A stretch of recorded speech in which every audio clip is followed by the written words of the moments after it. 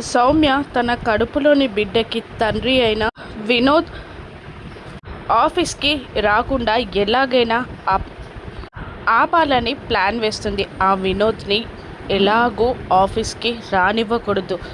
వాడెక్కడున్నాడో తెలుసుకొని మెల్లిగా మాయమాటలతో వాణ్ణి అక్కడి నుండి పంపించేయాలి అని ప్లాన్ చేసుకున్న సౌమ్య వినోద్కి కాల్ చేసి, హలో వినోద్ అని అనగానే, అసలు నీకేమైంది? నీకు బుద్ధుందా? నీకేమైనా పిచ్చి పట్టిందా?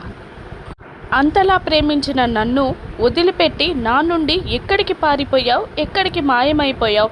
అని వినోద్ సౌమ్యని ఫోన్లోనే నిలదీస్తూ ఉండగా, వినోద్ అదే నీతో డైరెక్ట్గా మాట్లాడదామని, ఎక్కడున్నావో చెప్పు అనగానే, జూబ్లీ హిల్స్ టెంపుల్లో ఉన్నాను అని లొకేషన్ చెప్తాడు వినోద్. దాంతో అక్కడికి బయలుదేరి వాడిని అక్కడి నుండి పంపించేయాలి అని సౌమ్య అనుకుంటూ ఉండగా, సౌమ్య ఫోన్ మాట్లాడే టైంలోనే శరణ్య వెనకాల నుండి దూరంగా ఆ ఫోన్ సంభాషణ అంతా విని సౌమ్య ఎవరికి కనబడకుండా పారిపోతున్నట్టు వెళ్తూ ఉండడం చూసి, ఆ కడుపులోని బిడ్డకి ఈ ఫోన్ కాల్కి ఏదో ఒక సంబంధం ఉండే ఉంటుంది.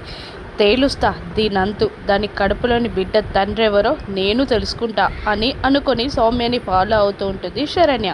వినోద్ని వెళ్ళి కలుస్తుంది సౌమ్య. హాయ్ వినోద్ అని మెల్లిగా చెప్తూ ఉంటుంది సౌమ్య. నీకేమైనా పిచ్చి పట్టిందా? నీకేమైనా బుద్ధుందా లేదా? అంతలా ప్రేమించుకున్న నన్ను నుండి నువ్వెలా పారిపోయావు? మనం ఫిజికల్ కూడా అయ్యాం, ఫిజికల్గా కూడా ఒక్కటైనాక కూడా నువ్వు అలా ఎలా పారిపోయావు? ఎంతటి ప్రేమ మనది అని వినోద్ సౌమ్యని అడుగుతూ ఉండగా దూరం నుండి శరణ్య అంతా గమనిస్తూనే ఉంటుంది. వినోద్ని ఎలా కూల్ చేయాలో సౌమ్య తంటాలు పడుతూ ఉంటుంది. సౌమ్య కడుపులోని బిడ్డకి తండ్రి వినోద్ అన్న సత్యం నిజం శరణ్య తెలుసుకొని వినోద్ని తన ఇంటికి తీసుకెళ్ళి సౌమ్యకి వినోద్కి పెళ్లి చేయగలుగుతుందా? రాను ఎపిసోడ్స్లో చూద్దాం. Thank you for watching.